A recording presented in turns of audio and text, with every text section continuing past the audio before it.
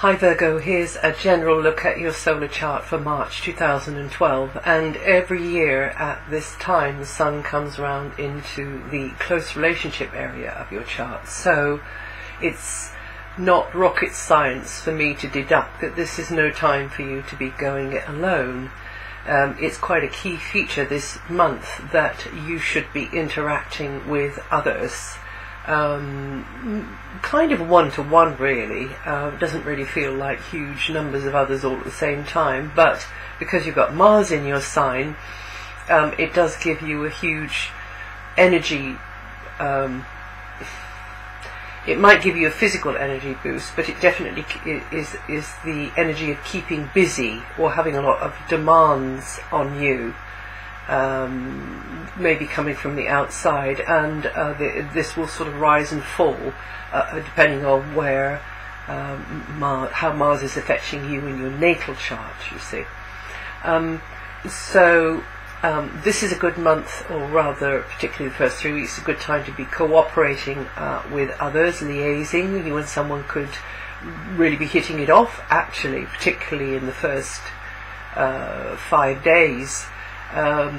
Maybe you're negotiating something, maybe you and somebody are helping each other out, or it might be some other kind of alliance or relationship. It might be a love relationship, or it might be you in a sort of one-to-one scenarios with several other people, but one at a time, if you see what I mean. It can get quite intense, particularly in the first week as well. And for some of you, it could even be sort of a sizzly time because of where Venus is at the moment, and Venus has been there throughout the back end of February as well. But however it is for you, there is this feeling of mutual reliance anyway. And you know, they may be kind of depending on you, you may be depending on them, or maybe, you know, you have this really sort of balanced reciprocal kind of arrangement between you, and basically you cannot go forwards at the moment as successfully alone as you can if you're teaming up. And like I say, it might be just temporarily, and then moving on to another sort of scenario, like, you know, having quite close, maybe candid conversations with friends or others that maybe that you can have a heart-to-heart talk with, but just one at a time. Or maybe it's them wanting to have a heart-to-heart talk with you, or maybe it's not like that at all. It is in a sort of negotiation type, businessy sort of situation where you've got to connect and liaise with others. But this vibration that we've got at the moment can give a tremendous boost to love relationships, and it can definitely deepen feelings as well. You might have been feeling that since, as I said, the back end of, or the second half of February. You could also be sharing a joint interest or passion about something with another or some others. That's kind of the sort of cross-section of how it might be panning out at the moment. Now, until the 5th, things could get more intimate in a relationship, as I said earlier, and also this is a very good time to just kind of unload and get things off your chest in a safe, secure environment with somebody you trust. This might be a professional sort of interchange, or with somebody that you know, but this is a good time for it because you just get that feeling of support, really, I think, at this time. Feelings could be a little bit nearer the surface anyway, but it looks like you'll have the emotional support, but also perhaps on another level of how this might work, the resources, the material resources at hand to help you out. Around the 3rd and 4th, things might be a little bumpy there. You might be feeling a little bit sensitive or uncertain at that time there for some reason. Then from the 5th, when Venus moves, places and faces at a distance may seem very appealing, or may seem to be emphasized more. You're connecting, you're reaching out, or others are reaching out to you from a distance.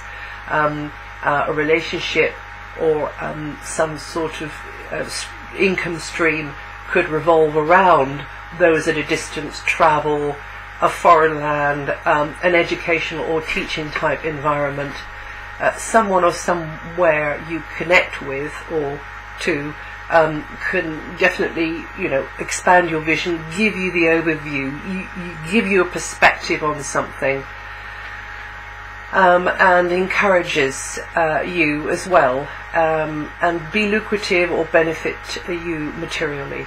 And things look very promising, extremely promising around the 13th and 15th. So again, it depends on how things sit in your natal chart, but that is a very, very nice angle to your sun sign there. Particularly those of you born around about the middle of the month, but it is the whole of the sign.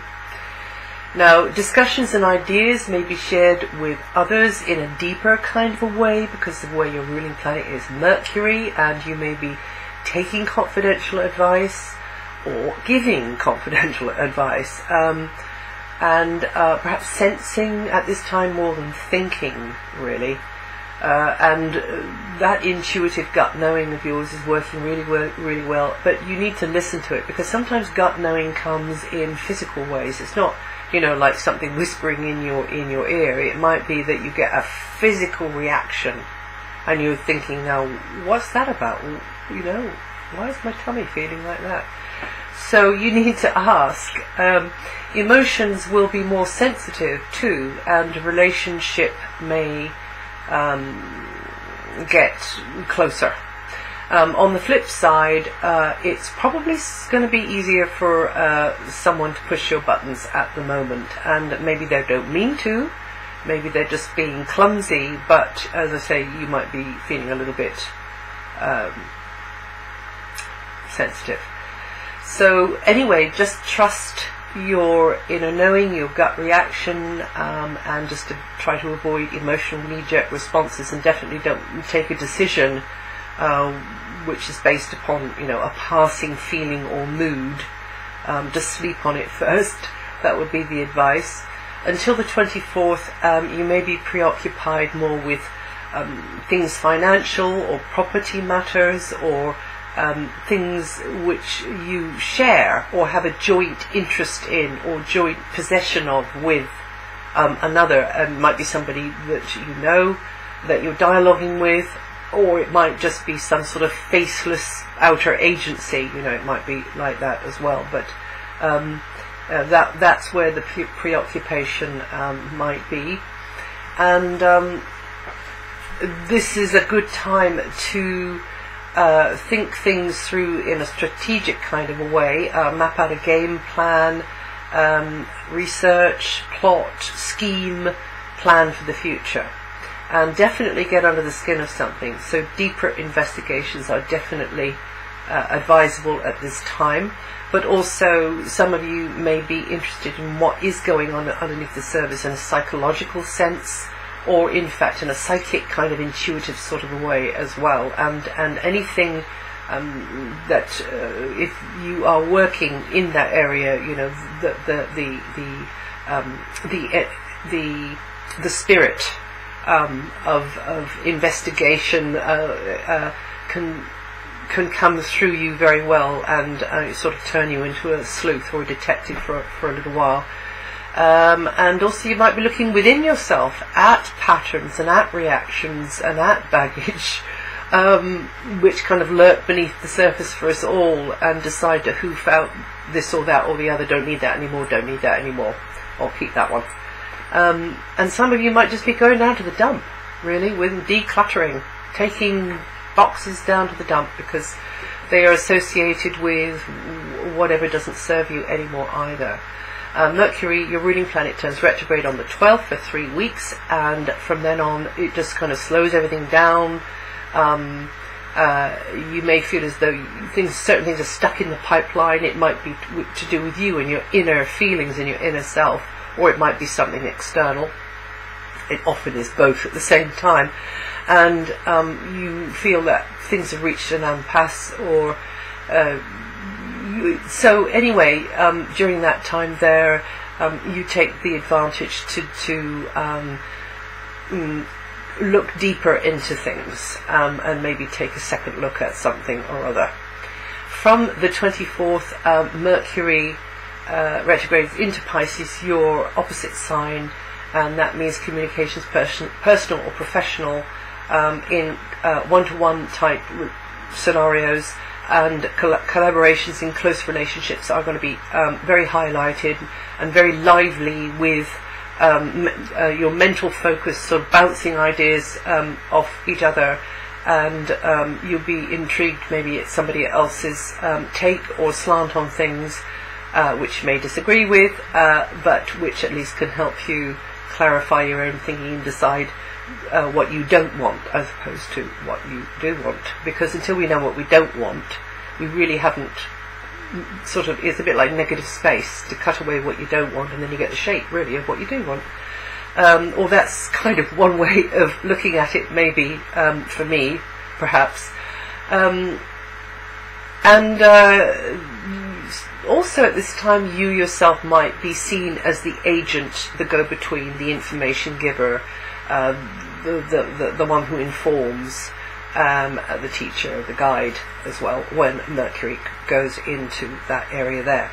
Mars is going to be in your sign, as I mentioned earlier, for several months yet, comes out in July. So overall, Mars gives you the clarity, the oomph, really, the push to deal with whatever comes across your path. And you won't be backwards in coming forwards with your opinions or ideas. In fact, others might be a little bit taken aback sometimes, because you can suddenly become more assertive than they're used to. So Mars will be retrograde until April, and that means that this is not the time to look for dramatic leaps forward. You could end up getting the wrong end of the stick, or crossing swords with someone, or somebody else gets the wrong end of the stick, and you get frustrated. You can be very impatient at the moment, and you also could be burning the candle at both ends and overstretching your energies, so just be aware of that. And perhaps you might want to sort of scale back a little bit, because sometimes this Mars energy can push us harder, than we realize. And yes, so it maybe is a good thing just to sit down and let go every now and again. Then from April onwards, Mars still in your sign, but you should be feeling as though things are rolling along more smoothly and quickly then, and perhaps, hopefully, in a more balanced manner, because in March, perhaps you're finding out how to sort of balance things a little bit better in your daily life, in what you're taking on and what you're actually saying no to. In general, this long transit of Mars inclines you to be more decisive, more action-orientated about things which may have been very much up in the air, uncertain, unclear, particularly throughout last October and November. So you're likely to be more dynamic and physically active, getting out and about, getting on with what you know you need to do for yourself, and perhaps working harder. And so that's, as I say, you should definitely try to pace yourself. From the 20th, you'll probably feel a little self-protective at times as you intuitively weigh things up and listen more to your gut reactions. And the new moon, there's going to be a new moon on the 22nd, and that's going to be conjunct Uranus and Mercury. So that could conjure up something unexpected, or rather strange, or unconventional, or in fact very magical. And you get some sort of little mini epiphany going on, or maybe it's a major one. I don't know, because I don't know what your natal chart is. But for you Virgos, this particular new moon is, yes, it could be quite interesting. And it could be particularly, it could indeed give you some sort of deep insight and some sort of feeling of transforming from one level to the other, and it might particularly be affecting you early Virgos. And everything I've spoken of here is about the faster moving inner planets, but of course it's always set against the backdrop of what the outer slower moving planets are doing, and rather than go over it verbally every month, I'm going to leave you to just go and read it on my website, because it'll be updated every month, or just listen to the second half of your forecast for the whole of the year 2012, and then I go over them there. Also for this one here in March, you might like to listen to your rising sign or your moon sign, because then that gives you another a few little strings of information to tie in to what we've got here in this general sense, and hopefully that'll give you a bigger picture, and I will see you the next time.